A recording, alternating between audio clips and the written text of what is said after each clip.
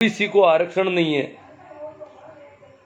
राजस्थान की विधानसभा में 100 से ज्यादा एमएलए ओबीसी के होने चाहिए, पर नहीं है, क्योंकि आरक्षण नहीं है। आरक्षण के बिना इनको कौन जीतने दे। तो पर्याप्त प्रतिनिधित्व ओबीसी का हो ही नहीं सकता कभी। सरपंचों में अगर देखा जाए, जैसे बहुत सारे गांव मिल जाएंगे जिनमें आज से 30-40 वर्ष पहले, 20 वर्ष पहले तक ओबीसी के लोग कभी सरपंच बन ही नहीं पाते थे। जनसंख्या आधी से ज्यादा होती थी गांव में, और एक परिवार सेठ का होता, वो सरपंच बन जाता। एक ब्राह्मण सरपंच बन जाता कई गांवों में, एक ठाकुर सरपंच बन जाता। क्या एक जाट को कोई सरपंच बनाता है गांव में? अगर हो तो एक प्रजापति को कोई सरपंच बना देगा अकेले को? तो ये सामाजिक स्थिति की वजह से राजनीतिक स्थिति भी मजबूत है। तो ये आरक्षण, ये जो जाति आधारित जो सामाजिक स्टैंडर्ड है लोगों का, ये समाप्त होना चाहिए। समानता आनी चाहिए। समानता की बात करते हैं तो ये कह रहे हैं आप समरसता बिगाड़ रहे हो हमारी। समानता से नाराज है कि समानता की बात करने से समरसता नुकसान पहुंचता है। मतलब असमानता रहने दो। आप बार बार समानता की बात करते हो तो मन मुटाव बढ़ रहा है लोगों में। समानता की जरूरत नहीं, समरस रहो। अगर असमानता है तो उसमें राजी हो जाओ, और कोई ऊंच नीच है, भेदभाव है तो पड़ा रहने दो, उसमें ही राजी हो जाओ। रस लो उसका, समरस, बराबर रस लो। उसमें रस लेना बंद मत करो। तुम समानता की बातें मत करो, इससे हमारी समरसता बिगड़ रही है। तो मैं अब परिस्थितियां मैं थोड़ी बात करूंगा। जैसे हमारे देश की कार्यपालिकाओं की क्या स्थिति है। कैबिनेट मिनिस्टर, इंडिया की कैबिनेट मिनिस्ट्री में कहते हैं कि ओबीसी का एक भी कैबिनेट मंत्री नहीं। आधी आबादी, और कैबिनेट में एक आदमी को नहीं लिया गया। आधे मिनिस्टर होने चाहिए कैबिनेट में ओबीसी के, कम से कम आधे। ज्यादा हो तो और ही अच्छी बात है, होने तो आधी से ज्यादा आबादी है ओबीसी की, परंतु कैबिनेट मिनिस्टर ओबीसी वालों को नहीं बनाया जाता। पूरे मंत्रालय में भी बहुत कम ओबीसी के लिए स्थान छोड़े हैं। ज्यादातर मुख्यमंत्री, ओबीसी के मुख्यमंत्री कभी कभार कहीं बनते हैं। ये एससी एसटी का हालत और भी कमजोर है, क्योंकि एससी एसटी को अगर प्रधानमंत्री बना लोगे, मुख्यमंत्री बना लोगे, फिर तो उस पार्टी को कोई वोट ही नहीं करेगा। ये और है, अगर किसी पार्टी ने एससी एसटी के आदमी को, एससी एसटी के एमएलए एमपी जीतते हैं, वो तो पार्टियों की हाँ में हाँ मिलाने के लिए है। वो एससी एसटी का भला नहीं सोच सकते, क्योंकि पार्टियां कहती है हमने तुम्हें टिकट दिया तब तुम जीते हो, तुम्हारी वजह से नहीं, हमारी वजह से जीते हो, इसलिए मेज तब तबाओ बैठे बैठे। हाँ में हाँ मिलाओ, किसी प्रकार के अधिकार की बात मत करना। अन्यथा ओबीसी एससी एसटी का तो पर्याप्त प्रतिनिधित्व है, लोकसभा में है, विधानसभाओं में है। हाँ, राज्यसभा में नहीं है। राज्यसभा में प्रतिनिधित्व की व्यवस्था ही नहीं की गई अभी। तो कुछ लोग कहते हैं कि एससी के मुख्यमंत्री, जहां कहीं भी एससी के मुख्यमंत्री बने, और जो पार्टी एससी के, हालांकि मायावती जी काफी अच्छा प्रदर्शन कर पाई उत्तर प्रदेश में, बाकी बहुत कम प्रदर्शन अच्छा हो पाता है, और फिर उसको कमजोर कर ही दिया जाता है कैसे भी समझो, क्योंकि अन्य वर्ग उनको साथ नहीं देंगे।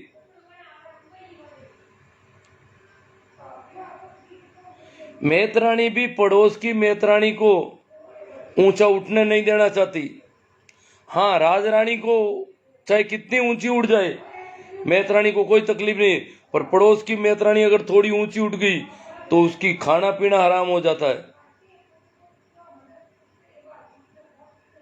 तो एससी की जो धड़की जाती है, मानी जाती है, वो आपस में एक दूसरे को ऊंचा उठने में राजी नहीं हो सकती। हाँ, जो पहले से ऊंचे हैं उनके पीछे तो हाँ मैं हूं, भूं बेड़ी भूं, सभी उनके लिए तो उनके तो गुणगान गाएंगे, पर इनमें से कोई ऊपर उठेगा तो इनको तकलीफ हो जाएगी, इनकी रोटी पानी होने लगेगी। तो इसलिए पार्टियों के मुख्य, राज्यपाल भले ही बना दो, प्रधानमंत्री और मुख्यमंत्री तो हर एक पार्टी बसती है कि भाई इनको नहीं बनाना है, परंतु हम कहते हैं भाई कैबिनेट में तो लो ना। ओबीसी वालों को भी अगर बनाएंगे तो ज्यादा वोट नहीं मिलेंगे, ओबीसी की जातियां भी उसको नहीं देगी ज्यादा, और एससी एसटी वाले भी ओबीसी के बजाय थोड़े ऊंचे वालों को देना पसंद करेंगे। तो ये दिक्कतें हैं इसमें। तो मैं बात कर रहा था कार्यपालिका की कंडीशन। कार्यपालिका में आप सेक्रेटरीट भी ले सकते हैं, अफसरशाही भी ले सकते हैं, सब में प्रतिनिधित्व की कमजोरी है। ईडब्ल्यूएस का प्रतिनिधित्व पहले से भी ज्यादा है, और फिर 10% और उनके ऊपर ठोक दिया ठप्पा।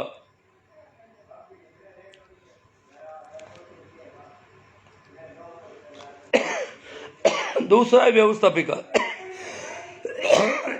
व्यवस्थापिका में दो तरह के सदन है, लोअर सदन, हायर सदन। उच्च सदन में प्रतिनिधित्व के लिए कोई व्यवस्था नहीं है, इसलिए पूरा कब्जा पूंजीपतियों का है। निम्न सदन में, लोकसभा में या विधानसभा में, इनमें एससी एसटी के लिए परसेंटेज निर्धारित है, इसलिए उनका प्रतिनिधित्व है, परंतु वही पार्टियों की नकेल डाल के उनको वहां बिठाया जाता है। अपने आप में अगर कोई एससी एसटी का कहता है कि मैं तुम्हारी पार्टियों के बिना मेरे हिसाब से रहूंगा, तो उसको बीजेपी से खड़ा हो जाएगा, तो बीजेपी वाली जातियां आंधी होकर के उसको वोट करेगी और फिर अपने तरीके से उठ बैठ कर निकलवाएगी। कांग्रेस से खड़ा होगा तो कांग्रेस के जो वर्ग हैं वो वोट देंगे और अपने तरीके से उठ बैठ करवाएंगे। ये हालत है एससी एसटी की प्रतिनिधित्व की। न्यायपालिका तो जानते ही हैं, कुछ विशेष घरानों का कब्जा है न्यायपालिका में आज भी हमारे देश में।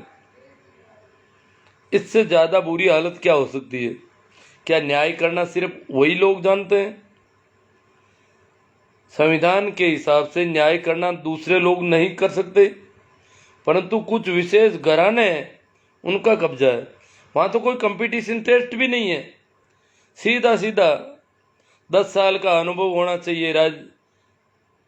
हाई कोर्ट का, सुप्रीम कोर्ट का अनुभव में क्या, वकील ने रजिस्ट्रेशन करवा लिया और 2-4 केस 10 साल तक पेशियां पलटाता रहा, यह अनुभव हो गया 10 साल का, और इसको न्यायाधीश बना दिया गया। बड़ी हालत खराब है।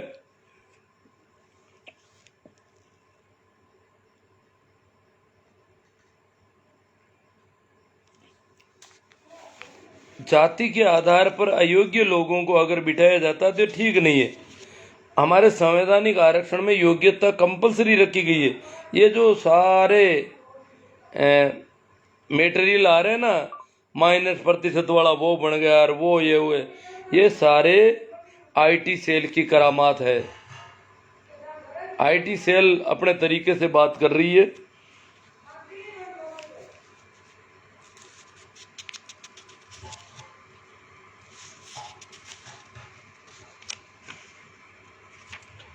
अब क्या है कि सवाल तो बहुत सारे हैं, मैं इनको कैसे लूं?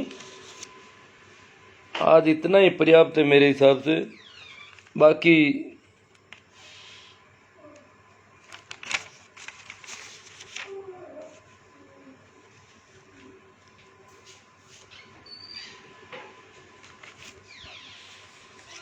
याद रखना 30 तारीख को जयपुर चलना है। ज़्यादा से ज़्यादा संख्या में हम कैसे इकट्ठे हो और कैसे हम हमारी मांग मनवाएं, और जो 10,000 पदों का जो नुकसान हुआ है उसकी अलग से भर्तियां निकलवाई जाए। ये सारे काम करवाने बहुत सारे। वैसे तो इतना है कि हमें हमारी आबादी के अनुपात में प्रतिनिधित्व की मांग करनी है। हमारी आबादी अगर आधी है तो आधे कलेक्टर हमारे होने ही चाहिए, आधे एसपी होने ही चाहिए, आधे टीचर हमारे होने ही चाहिए। ओबीसी की कहते हैं आधे से ज़्यादा आबादी है, आधे से ज़्यादा आबादी है तो जहाँ जहाँ भी हम आधे नहीं हैं वहाँ आधे होने चाहिए। अब इसका पता कैसे चले? ओबीसी की जनगणना प्रकाशित करवाई जाए जो 11 में कर ली गई है, और फिर रेगुलर अलग अलग जनगणना करवाई जाए। जब जातियां हैं तो जाति आधारित जनगणना करने में क्या तकलीफ है? जैसे ही जनगणना होगी पता चल जाएगा कि इनका प्रतिनिधित्व इनकी आबादी के अनुपात में नहीं है, तो हम तो हमारी आबादी के अनुपात में हमारा प्रतिनिधित्व मांगते हैं। हमें किसी प्रकार का सहयोग नहीं चाहिए, किसी प्रकार का आरक्षण नहीं चाहिए। हमारा प्रतिनिधित्व हमें मिल जाए, हमारे लोग उतने हो जाए वहाँ पर जितने हमारी आबादी है। हमारे वर्ग के लोग होने चाहिए तो हमारी चिंता कर सके। हमारे बीच में से निकला व्यक्ति हमारी परिस्थितियों को जानता है। अब मैं आपके कुछ कमेंट पर बात कर लेता हूं क्योंकि काफ़ी टाइम हो गया। और मैं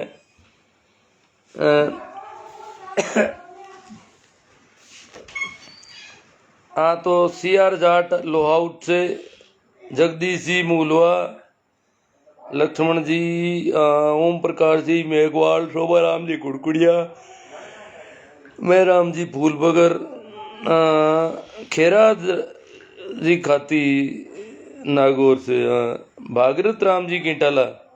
भागीरथ राम जी जुड़ तो जाते हैं। हाँ ठीक है, सभी को राम राम प्रणाम नमस्कार। छोटा राम जी, अरविंद जी जाकड़, गेवर राम जी बेहरट, सुनील जी फोगाट, शहीद भूल ही गया भगत सिंह जी को।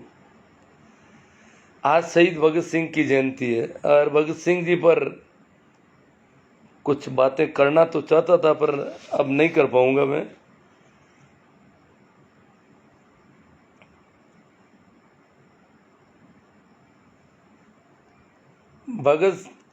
मैं 1989 हूँ और ओशो ने कहा जिस दिन भगत सिंह को फांसी लगी उस दिन हिंदुस्तान की जवानी को फांसी लग गई।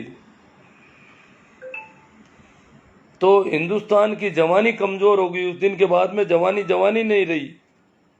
भागीरथ राम जी कीटाला, जाट गौतम, तेजा राम जी हुड्डा, सरवण राम जी काला, बलवीर जी खोजा, जगदीश जी करसावा, माँ साहब राजा राम जी मील ने कुछ दिनों पहले जयपुर में माड़ी सैनी समाज ने धरना प्रदर्शन किया था जिसका लोकतांत्रिक तरीके से सभी भारतीय नागरिकों को समान अधिकार है, मगर हमारे राजस्थान महासभा जाट महासभा के राजाराम जी मील साहब ने खुलकर विरोध किया मालियों का। आप एक तरफ मालियों का विरोध करते हो, दूसरी ओर ओबीसी का साथ ले रहे हो। कुछ समझ में नहीं आया, इस पर प्रकाश डालें और हो सके तो हमारे इस कथन को राजाराम जी मील साहब तक पहुंचाएं। ऐसा है कि मुझे क्लियर पता नहीं है कि वो क्या कारण था, किस बात का विरोध किया गया, क्योंकि राजस्थान आरक्षण अधिकार मंच के संयोजक है राजाराम जी, और आरक्षित वर्ग जितने भी हैं, जो भी जाते हैं, उनकी जो भी विसंगतियां होती है उसको वो लोग राजाराम जी के पास जाते हैं, सभी आरक्षित वर्गों के लोग, और उनकी बात सरकार तक पहुंचाते हैं। तो ये माली सैनी समाज का धरना प्रदर्शन किस बात को लेकर था और राजाराम जी ने उसका विरोध क्यों किया? आरक्षण अधिकार मंच के वो संयोजक है। अगर आरक्षण से संबंधित कोई मामला था तो राजाराम जी खिलाफ नहीं हो सकते मेरे हिसाब से।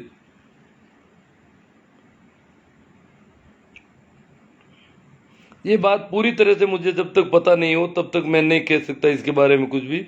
सुनील जी फोगाट प्रतिनिधित्व, महेंद्र जी सारण, भोमाराम जी बेहरट, सुनील जी फोगाट ओबीसी का आदमी कायर है। उसका रीजन ये है कि वह अपने परिवार को नहीं कन्विंस कर पाता तो दूसरों को क्या कर पाएगा।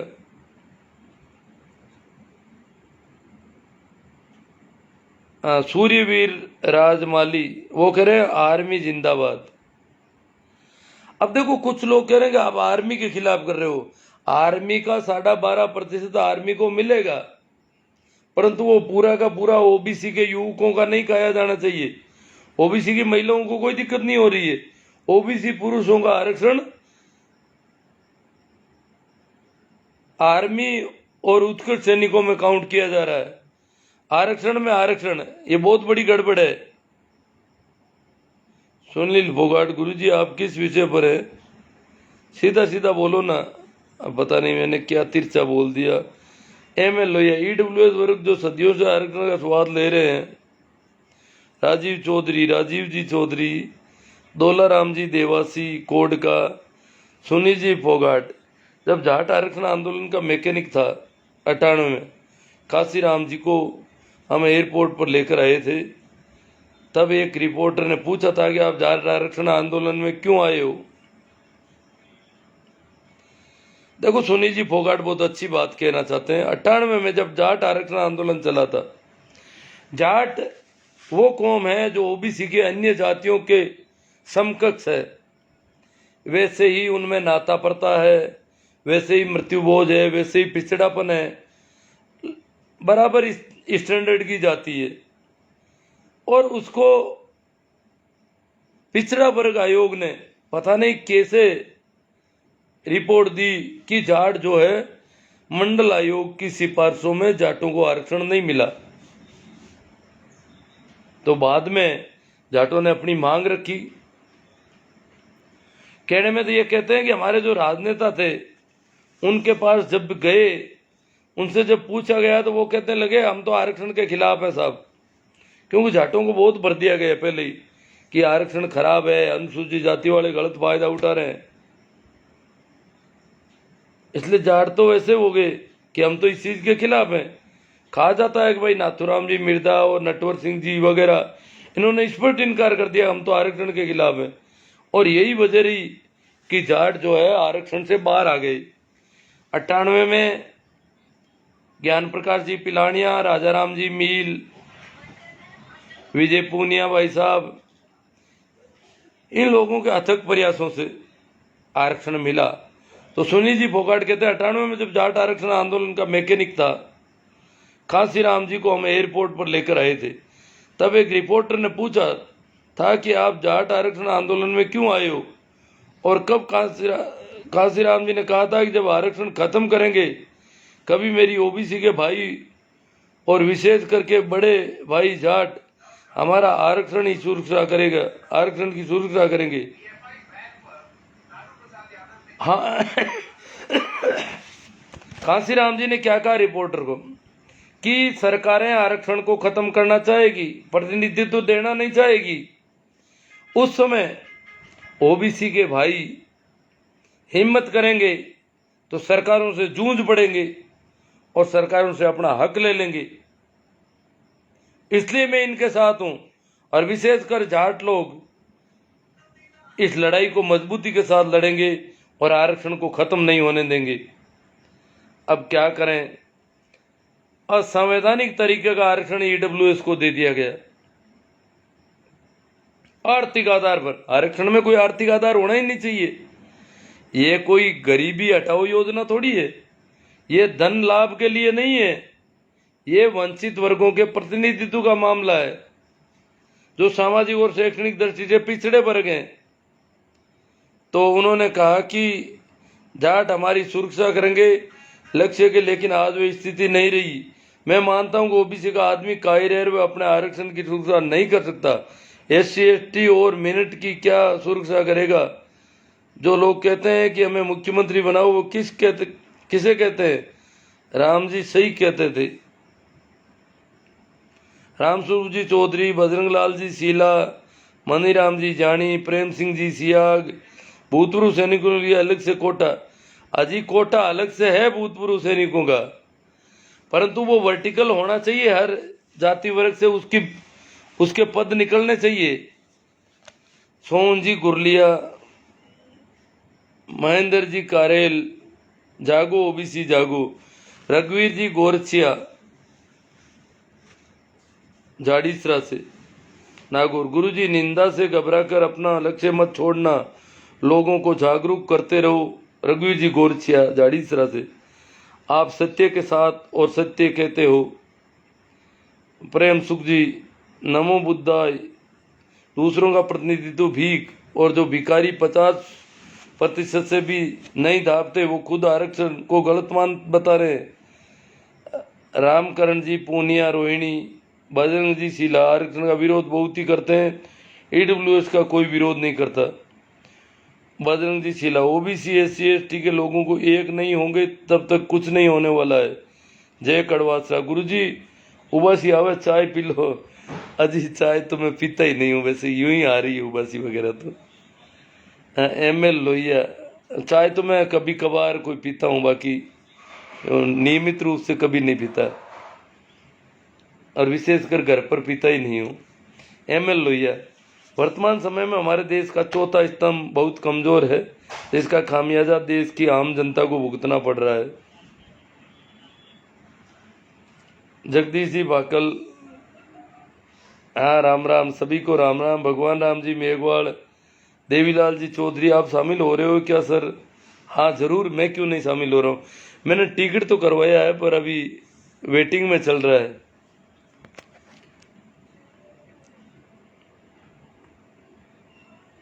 ठीक है, थैंक यू।